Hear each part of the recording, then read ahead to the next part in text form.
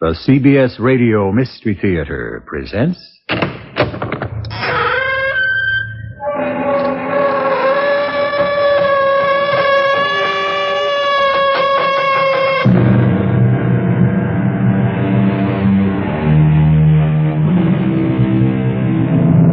Come in.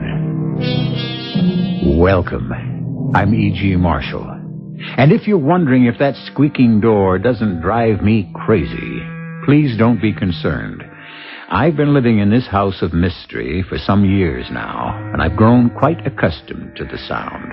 But perhaps the hero of our story would be interested in our door, or in any other device which might drive someone out of their mind. You see, that's the problem faced by Wallace Dodd, an amiable young man who has only one dislike in this world, the four-letter word called work. And unless Mr. Dodd does something very ingenious very soon, he might well be forced to join that grim gray army of the employed.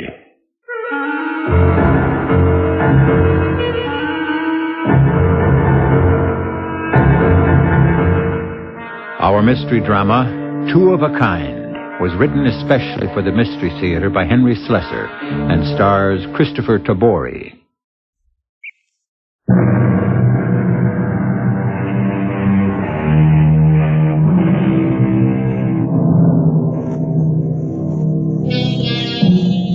Let's face it, there are some people who are simply allergic to work.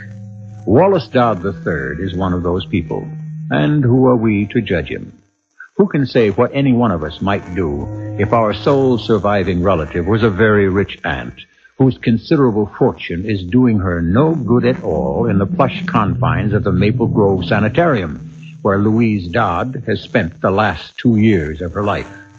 Happily for her, while she is away, her nephew is only too glad to see that her money is spent on only the finest things in life. Things which Wally and his bosom friend Casey enjoy with a youthful enthusiasm that would warm anyone's heart, except perhaps an attorney's. Wally? Is that you? Yeah. Hey, Casey, wait till you see what I got. Hey, man, you're loaded. What'd you do, buy out the joint? Here. Put some of those boxes down before you hurt yourself. Look at these loafers. That buckle is pure gold. You know what it's worth?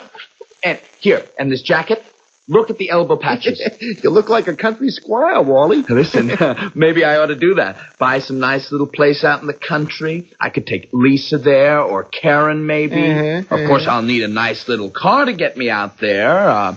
Maybe like this one. Hey, what's this?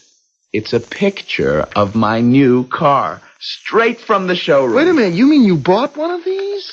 Hey, Wally, this car goes for about $35,000. I figure if I spread the payments over 12 months, Hagerman will never notice it. Oh, listen, speaking of Hagerman, the guy called before. He did? What for? Well, I don't know. He said he wanted to come over. When? Like now. He's on his way. What did you do that for, Casey? I don't feel like talking to a lawyer. Not this hour of the day. The man said he wanted to see you. Said it was urgent. You know what he wants? Wants to chew me out about where the money's going. Oh, there he is. If you don't mind, Wally, I'm gonna sneak out the back way. Now, wait a minute, I'll Casey. see you over at Lisa's place, okay? I'd better answer it. Hi, Mr. Hagerman. Nice to see you. You take a long time to answer your door, Wally. I'm sorry, Mr. Hagerman. I was just putting some of these things away. You have quite a few things to put away, don't you? You've been shopping again. Just for a few essentials. What is this thing? That? Oh, it's an electric wine corker. Now, what was it you wanted to see me about, Mr. Hagerman? Casey said it was urgent. Yes, it's urgent. Is it all right if I sit down? Oh, sure. Make yourself at home. Can I get you something to drink? How about a nice glass of wine? It'll give me a chance to try out my new electric wine corker. No, thank you. I'd rather get right down to business. You see, I have some very good news for you. No kidding. And I was afraid you were going to chew me out for spending too much money. I doubt that I'll ever have to do that again. You'll be happy to hear that your Aunt Louise is leaving the Maple Grove Sanitarium. Would you say that again? Your aunt has made very good progress. Her physician, Dr. Winterhoff, has decided that she's well enough now to leave. To leave? You mean for good?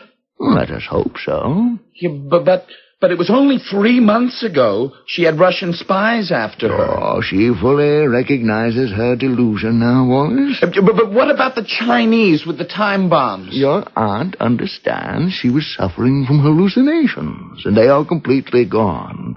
She's ready to return to the normal world, ready to resume the responsibilities of her estate and her family. What family? She has only me. Exactly. Oh, good Lord. I knew you'd be pleased, Wallace. Yes, sure. Your aunt has always had wonderful plans for you. Yes, I remember those plans. She was going to send me out to the factory to learn the business from the ground up. A wonderful opportunity. She's going to put me back on an allowance, isn't she? The only way to learn how to handle money is to have a limited amount to handle. She's going to make me wait on her hand and foot just like she used to. I'm sure she'll appreciate your devotion, Wallace. In fact, you can do something for her right now. You can find your Aunt Louise an apartment. An apartment? Just for her? Of course not. An apartment for both of you. This place will never do. I have here a list of her requirements. Now, please note them carefully. The apartment house must be situated between 63rd Street and 79th Street on the east side. It must be a high-rise luxury apartment, centrally air-conditioned, with 2 bedrooms and possibly a sitting room or study. It must be above the 10th floor. And as for the rental, she gives no limitations.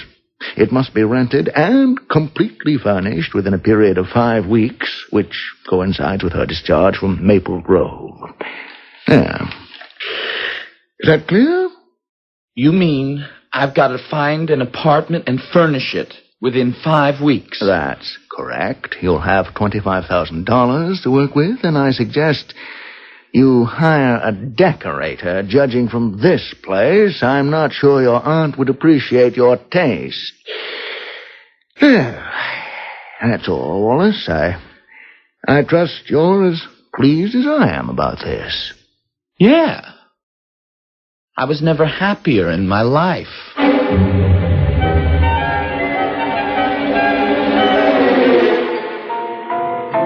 Wally, you gotta be kidding me. You told me your aunt was socked away for good. That's what I thought. But I was wrong. Boy, was I wrong. I'm telling you, Casey, if my Aunt Louise gets out of the funny farm, it's like the end. My ticket gets canceled. But what can you do about it? There's only one thing to do. I gotta send her back there. But how? I don't know. Maybe I can convince her that Dr. Winterhoff is wrong, that she's still got problems. Maybe I can hire some Russian spies to follow her. Huh? Or Armenian acrobats. That was one of her craziest delusions. The troupe of Armenian acrobats were out to get her. I think that's why she always wanted to live on a high floor. Wally, I don't get it. She used to think they'd stand on each other's shoulders and climb in her window. Ooh. Your aunt sounds like she's really weird.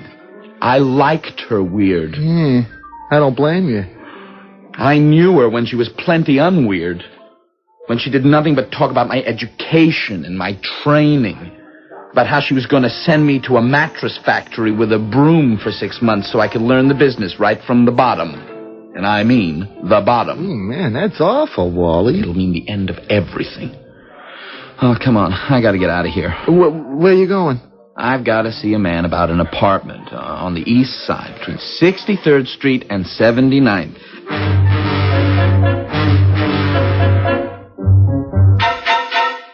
I've got just the thing for you, Mr. Dodd. Not a finer apartment in the building. Looks to me like there's plenty to choose from. Building looks half empty, Mrs. Griswold. We like to think of it as half full, Mr. Dodd.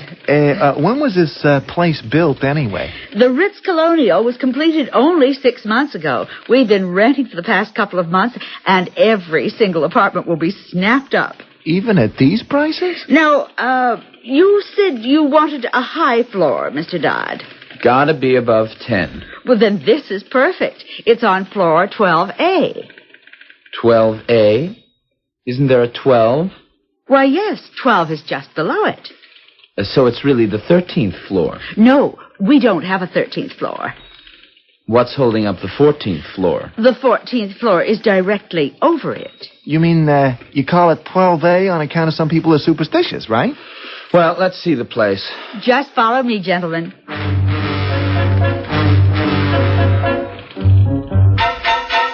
As you can see, the rooms are generously proportioned. This is the living room, of course. Notice that wonderful view of the river. Boy, some layout, huh, Wally? There are 2 bedrooms off this way, and the kitchen is through here. Is there any kind of study or sitting room? There's a small room off the kitchen that can be either a maid's room or a study. Hey, Wally! Dig this view! Come out of here! Boy, that's a long way off this balcony. Just don't look down. I wish you were Aunt Louise, Casey. I'd give you a nice little shove. Hey, stop horsing around. Would you gentlemen like to see the other rooms? No, it looks okay to me. The only thing is, I'm not sure my aunt isn't superstitious about living on the 13th floor. If that's a problem, I have a simple solution. The apartment below us is identical to this one. Would you like to see that? Yeah, maybe I'd better. But if it's identical to this one, why bother? The view is different, dummy. We can take the stairs so we won't have to wait for the elevator. Right this way.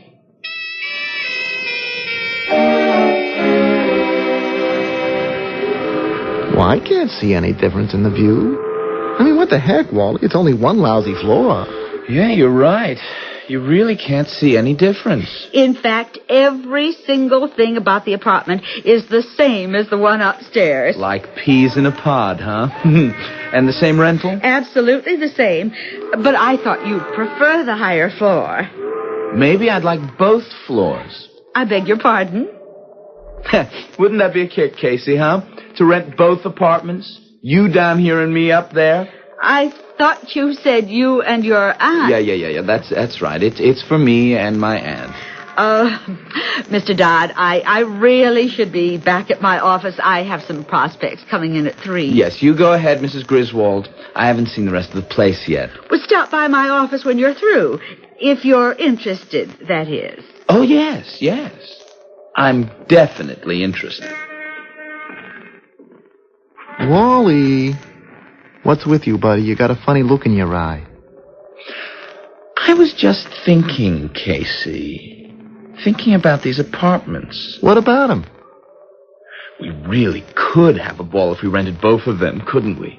I mean, furnish them exactly alike. Exactly. Like every stick of furniture, every rug, every lamp, every picture on the wall. Well, why would you want to do that? Well, just for kicks. Can you imagine if we got a couple of chicks up here and started switching apartments? You mean we could, run them up and down the elevator till they didn't know where they were at? Yes, that's the idea. You could drive people crazy that way. Yes, that's right. You could drive somebody right out of their tree. Wally? What are you staring at? What are you thinking about? There's something going on in that head of yours. Yes, Casey. There's something. What I was thinking is, maybe we could drive somebody crazy with twin apartments. You're talking about your aunt, aren't you? I mean, they'd think they were crazy, wouldn't they, if they thought they were in one place, but they were really in another. Are you talking about your Aunt Louise? If we rented both apartments under different names so nobody knew about it, if we fixed them up exactly the same, exactly. Yeah, but what for? Why would that drive her crazy? I don't want to just drive her crazy. I want her driven right back to Maple Grove Sanitarium. But it'll cost a fortune to furnish both places. I'll spend my own money on it. It'll be worth it. And maybe I can get bargain rates if I buy 2 of a kind.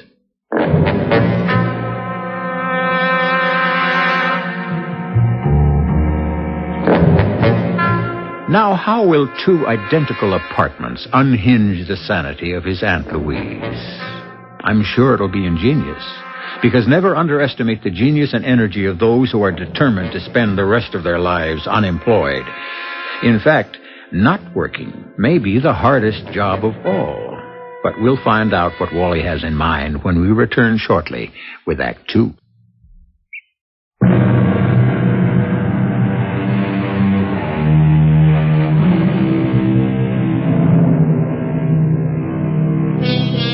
Wallace Dodd, accompanied by his friend Casey, has spent the past 5 weeks riding escalators, from store to store, up and down, buying complete sets of living and bedroom furniture, hunting down identical rugs and tables, lamps, mirrors, prints, ashtrays, chairs, and dozens of other household items, and every single one of them 2 of a kind. That's it. Move it another couple of inches to the left. No, that's no good. There's supposed to be a chair over there. Come on, Wally. Look at the Polaroid, dummy. There's a chair right where you move the piano. Wally, this is driving me crazy. Forget about your aunt. That's almost finished. Just a few more things to do now. The place looks perfect to me, I swear. I can't tell one apartment from the other. If you took me up in the elevator blindfolded and let me off, I wouldn't know where I was. Well, that's the idea. Not to let Aunt Louise know where she is when she gets here. Hey, look, man, you still haven't told me how it's supposed to work. Okay, Casey. You've been patient long enough. Step 1. They take the straitjacket off my Aunt Louise and deliver her here. You mean old man Hagerman delivers it? Right. She doesn't go anywhere without a lawyer. So there I am, down in the lobby of the building, waiting to greet them when they arrive. Got it. I'm smiling from ear to ear. I'm wearing my best suit and saying nice things, telling my Aunt Louise how happy I am to see her. Yeah. Don't choke on your words. Yeah. And then I tell her all about the terrific apartment I fixed up for us on floor 12A. I gotta remember that. 12A. Right, the apartment upstairs. I make sure they remember 12A. I tell them the story about it really being the 13th floor. Hey, you think you should do that? I mean, your aunt may not like it. But she'll remember it, Casey. And so will Hagerman. And that's what they've got to remember. 12A. All right. Okay. Now, here's the crucial part. When we get into the elevator, I'm the one that has to press the button. On account of I don't push the button for 12A, I push it for 12.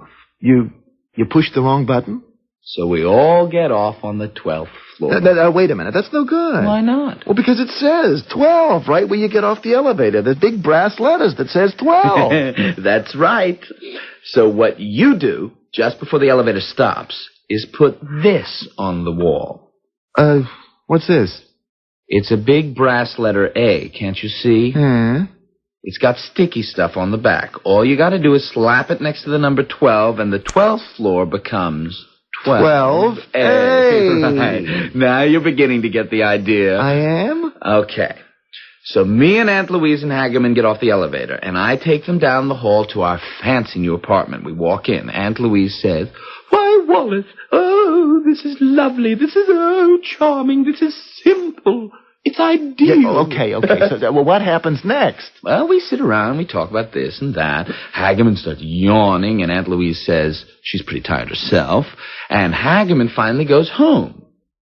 And then the fun starts. The fun? Right. Because guess what happens to me? Right. I turn into Jack the Ripper. Huh? As soon as Hagerman is on his way to the elevator, I take this out of my jacket. Wally, that's a knife, man. It's a sharp knife, very sharp, sharp enough to rip open Hey, be careful. the furniture. What? And that's what I'm going to do. I'm going to take this knife and put it right on this sofa. No, not this sofa, the one upstairs. And I'm going to rip it all the way down. No, you are the one who sounds crazy. Oh, I'll be crazy, all right. Because after I rip up the sofa, I'll start ripping up the chairs and the curtains and slashing the paintings and kicking over vases and spilling the ashtrays. Hey, Wally, are you sure you're all right? And when the place is a real mess, when I've ripped up everything in sight, I'll have to find something else to use my knife on, won't I? I'm not sure I like this idea. So I'm going to turn and look at Aunt Louise and say, "Okay, Auntie, you're next." And you think that'll drive her back to the funny farm? You don't think so? No, I think she'll just start screaming for the cops. You're the one who'll end up in a padded cell. Yes, but you better wait till you hear the rest of the scenario. First of all, the whole thing has only taken about a minute and a half. Uh-huh. And what's Hageman doing in the meantime? Well, still waiting for the elevator, probably. I mean, that thing is pretty slow. Okay. I don't start my Jack the Ripper routine until I hear the elevator door close. Why? Because I want to make sure that Hageman gets down to the lobby. And that's where you're going to be, Casey. Me? What am I supposed to do? You stop Hageman from leaving. I don't care how you do it, but you hold him there, you understand? Why? To give Aunt Louise time to get down to the lobby, because that's what she's going to do. She's going to go screaming down the lobby to tell her lawyer that her nephew's just gone out of his mind. Yeah, that's what she'll do, all right. And then he'll call the police, and then what? Yeah, no, not so fast. Hageman won't call the cops. Not until he makes sure that it's true. Not until he knows for certain that it isn't another delusion. Right. So he'll take Aunt Louise back in the elevator, and up they'll go. And where will they go, Casey? Huh? Use your head. Where will they go? Well, back to the apartment. Yeah, which apartment? The one on 12A. That's right, Sonny. Oh. They go to 12A because that's where the apartment is. And when they walk into 12A, what a nice surprise for Aunt Louise.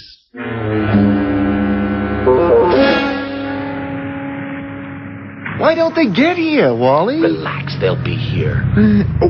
Hey, isn't that them now? Yes, they are. Okay, Casey, beat it. But don't go too far. You've got to do your part, too. Don't worry, I'll stop the guy from leaving, even if I have to tackle him. Aunt Louise! Wallace! Oh, Auntie, it's so terrific to see you again. Wallace, my dear boy, how are you? Never better, now that you're back where you belong. Well, just where do we belong? These suitcases are heavy. Oh, hi, Mr. Hageman. Here, let me help you with those. Did you do as I asked, Wally? Did you find us a nice high floor? Yes, Aunt Louise, and it's got a view of the river and everything. What floor are you on, Wallace? 12A. Well, let's go then. I don't like standing around lobbies. Just follow me. Oh, there is just one thing that worries me, Auntie. What's that, dear? I thought this building was perfect for both of us, but the only decent apartment they had available was on 12A. Well, what's wrong with that? Here, this is the elevator. But you see, the truth is, 12A is really 13. It's the 13th floor, Aunt Louise, and they just try to disguise it. Well, what's so darned important about that? Oh, I see. Poor Wallace is worried about me. He's worried that I might be superstitious. Oh. Well, I didn't want to do anything that might upset you, Auntie. Oh, excuse me. I'll just press the button. Well, you needn't have worried, my dear. I assure you, I'm neither superstitious nor nervous any longer. I promise you that Dr. Winterhoff says I'm completely, totally cured. Of course, that doesn't mean your aunt is in perfect health, Wallace. She's going to require plenty of peace and quiet for a while. I understand. Everything is going to be just lovely now, just as it used to be. Oh, I have wonderful plans for your future, Wallace. Here we are, 12A, just like the sign says. Oh, come on, let's get into the place. I've got a busy day ahead, and your aunt should be resting in bed as soon as possible. Oh, stop fussing, Mortimer. It's right down here, Aunt Louise. Wait, I'll find my key.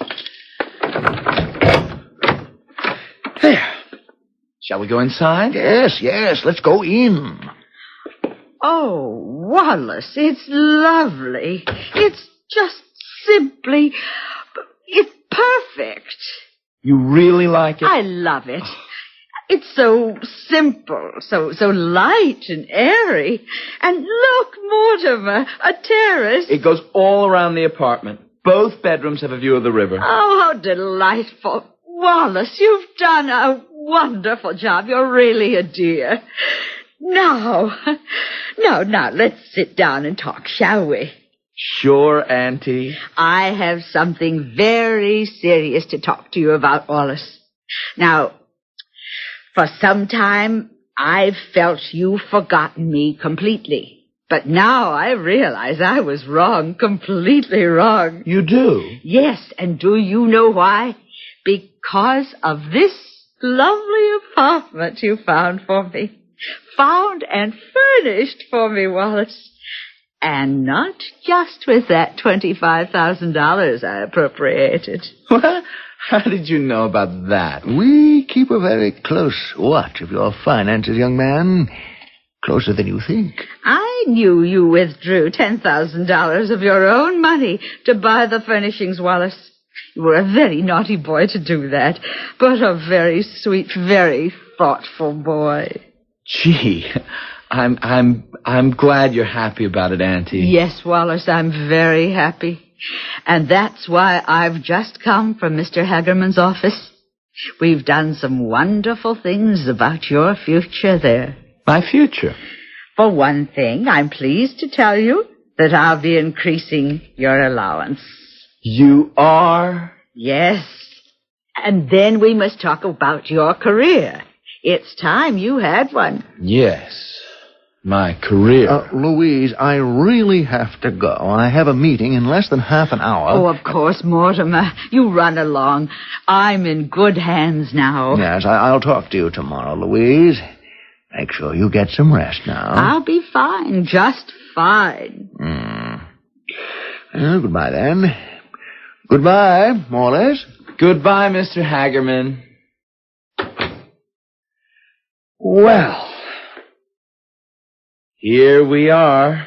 Yes, my dear boy. Here we are at last, reunited. Yes, reunited. Right back where we started from. Dear, why are you standing near the door?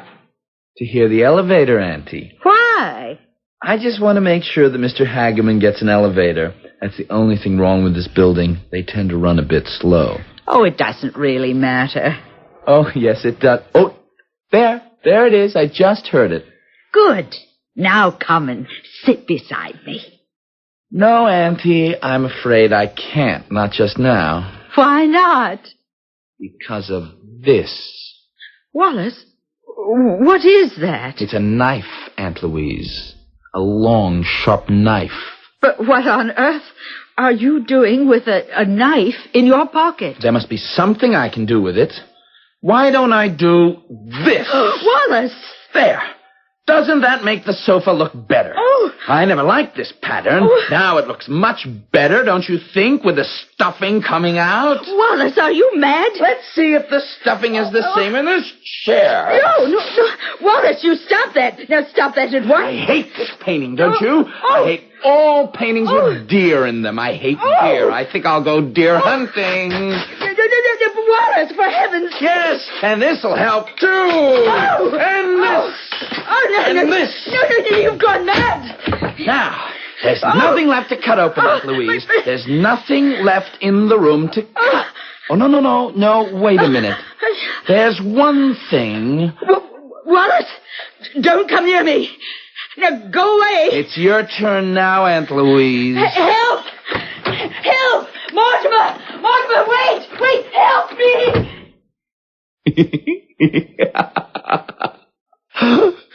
So long, Aunt Louise. See you on 12A.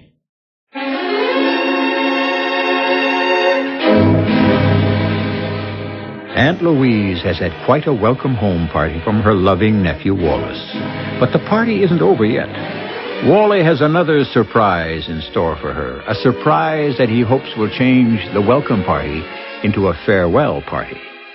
Will Wally's clever scheme work as planned? Wally's as anxious as you are to find out.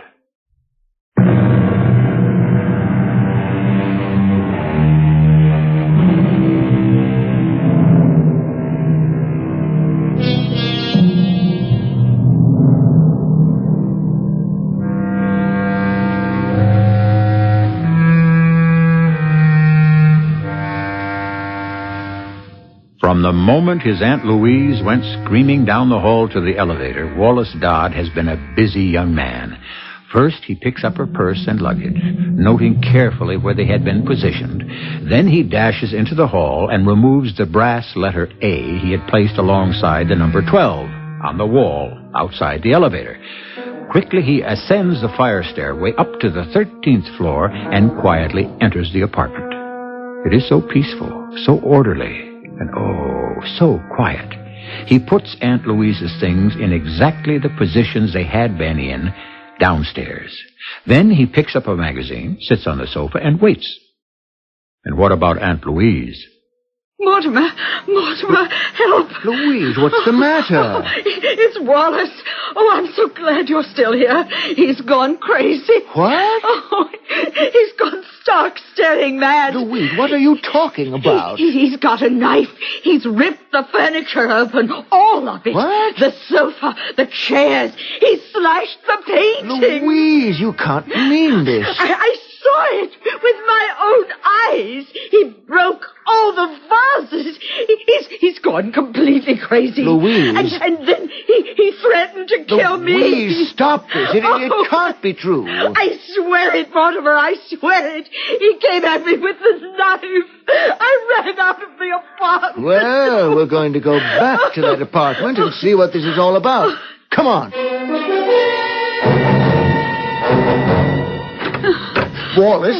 Wallace, where are you? Who is it? Be careful. He's dangerous, Mortimer. He's out of his mind. Aunt Louise, is that you? Wallace, what the devil is going on here? Oh, dear God. Hi, Aunt Louise. You know, I was getting worried about you the way you ran out of here. Did you forget to tell Mr. Hageman something? Oh, it can't be true. It can't be. What, Auntie? This apartment. It's exactly the same. The same as what, Auntie? Wallace, what happened here? Your aunt says he went absolutely mad. Me? You had a knife. A big, long knife. You ripped open this sofa and all the cushions and this chair. And then you slashed this painting. How can you say that? You can see that... Oh, gee, Mr. Hageman, I really don't understand. Louise, are you sure you didn't just go to sleep and have a bad dream? No.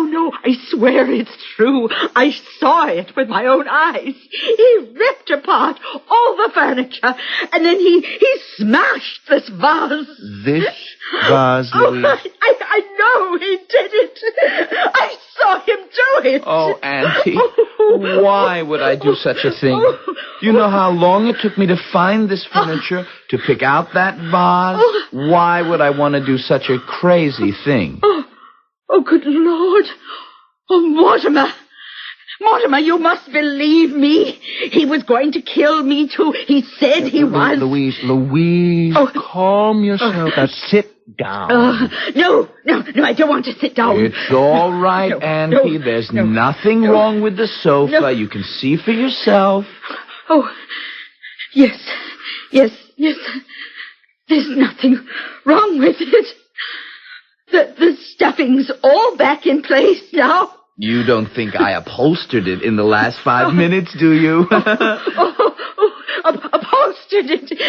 Oh, that's very funny. Louise, dear, I told you that you needed some rest. Oh, yes, that's right. Yes, you told me that. Now, please, you go straight to the bedroom and you go to bed. I'm sure you'll feel much better in a little while. Oh, yes. Oh, I really am tired, Mortimer. I'm absolutely exhausted. Wally, where's your aunt's bedroom? It's right this way, Mr. Hagerman. Now, come, my dear. Oh, Mortimer.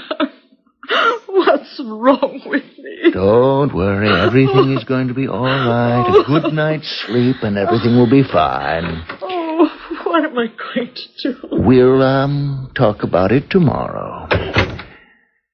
But you and I will talk right now, Wallace. Yes, Mr. Hagerman. I'm afraid Dr. Winterhoff was too optimistic about the state of your aunt's health. I can see that. It was obviously too soon for her to leave Maple Grove. Much too soon. Oh, I'm really sorry about that, Mr. Hagerman. I'll call Dr. Winterhoff when I get back to my office and tell him what's happened. You may want to come over and see her. Poor Aunt Louise. And then tomorrow... Well, tomorrow we'll have to make arrangements. Yes, sir. Of course, I understand perfectly. But now I must go. Sure, Mr. Hagerman. Thanks very much for everything. Wallace, if your aunt has any other, serious delusions, be sure to call me. Yes, sir, I'll do that. Goodbye, Wallace. Goodbye, Mr. Hagerman. Oh, boy. Oh, boy, I did it. I did it. I did it. I did it.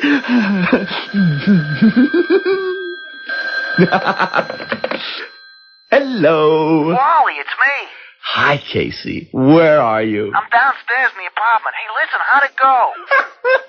I tell you, it couldn't have gone better. It was great, man. It worked like a charm. Yeah? You should have seen her face when she walked into the apartment. And everything was just the way it was supposed to be. I sure would have liked to seen that. Yeah, oh, and Hagerman. Oh, you should have seen his face. He knew she wasn't playing with a full deck the minute he walked in with her.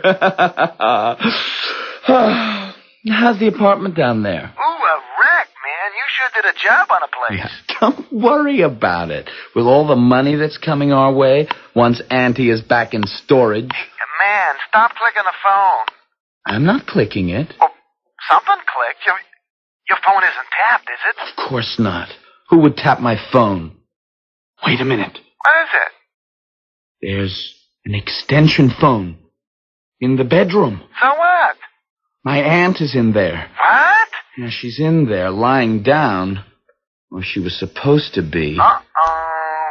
You better check, man. Yeah, I better. Oh. Aunt Louise? Wallace, I heard it. I heard it all. You were listening in? I heard the phone ring. I thought it might be Dr. Winterhoff. No, Auntie, it wasn't Dr. Winterhoff. But he'll be here soon, don't worry. I heard what you said to that man. Something about an apartment down there. What did you mean? Oh, you didn't hear right, Auntie.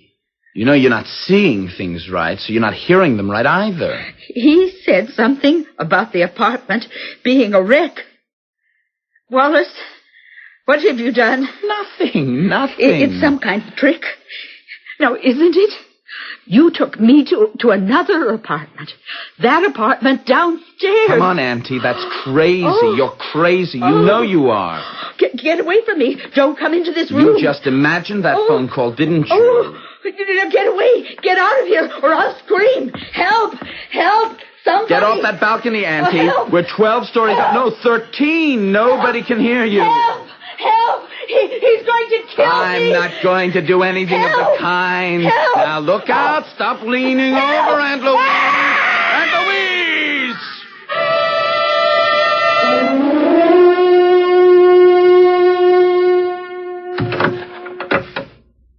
Come in, Wallace.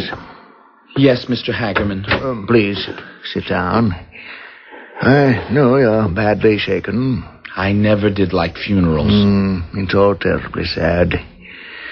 But you mustn't blame yourself for what happened. I just can't help it. I never should have left Aunt Louise alone in that bedroom. No, it's my fault as much as yours, Wallace. I should have realized the state of mind your aunt was in. Realizing that she wasn't cured, that she should have to return to Maple Grove Sanatorium. Oh, she must have been really depressed about that. Yes. And we should have realized what depression can do to people. But I never thought she'd take her own life. No, neither did I. Well, you did everything you could for her, Wallace. I'm very proud of you. Thank you. And, I'm really sorry about the will. Pardon? Your aunt's will. Yes, that's right. I was going to ask you about that. I guess I'd better get to the details. The details? Yes. How much, is my aunt's estate worth? I ought to know that, shouldn't I? I mean, since it's mine. Yes, I should have realized you'd have that misunderstanding. Misunderstanding? What do you mean? I'm afraid there's nothing which is yours. Nothing at all. What are you talking about? Well, you remember the day your aunt left Maple Grove? She went to my office first to draw up a new will, leaving everything to you. That's terrific. Yes, she was very pleased about what you did, Wally. Spending your own money to furnish the apartment. Oh, her previous will, in case you didn't realize it, left everything to charity. Yeah, but why isn't the money mine? Well, the new will isn't valid, of course. The old one is still in effect. Not valid? But why? Because she obviously was not in her right mind. The hallucination she had that day, no probate court would accept it. Therefore, the earlier will stands. And it leaves everything to her favorite cause. Her favorite cause? Yes. Mental health.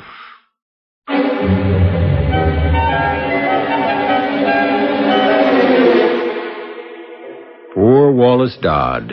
Not only has he lost his aunt's fortune, but he's stuck with 2 apartment leases. How would you like to pay 2 rents, 2 electric bills, 2 of everything? Now, that's what I call double-digit inflation.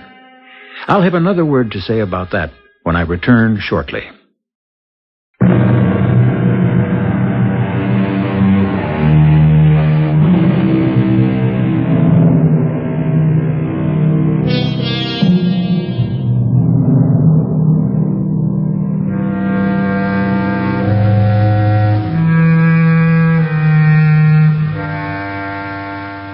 It's too bad that Wallace Dodd's get-rich-quick scheme turned out to be a get-poor-quick scheme instead.